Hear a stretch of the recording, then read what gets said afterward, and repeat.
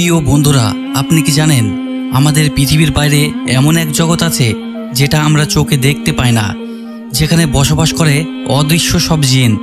আজ আমি আপনাদের শোনাবো এমন এক বিস্ময়কর ঘটনা, যখন মহানবী হযরত মুহাম্মদ সাল্লাল্লাহু আলাইহি সাল্লামকে ডেকে নিয়ে যাওয়া হয়েছিল এক রহস্যময় রাজধানীতে, যার নাম কেহকাফ, যেখানে হাজার হাজার জিন ভিড় জমিয়েছিল কোরআন শেখার জন্য।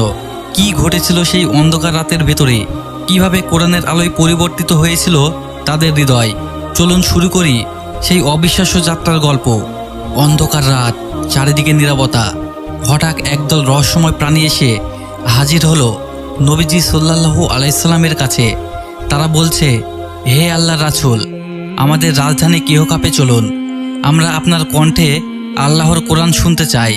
মরুভূমির আধারে রাসূল সাল্লাল্লাহু আলাইহি সাল্লাম তাদের সাথে যাত্রা শুরু করলেন, যেখানে হাজার হাজার জিন অপেক্ষা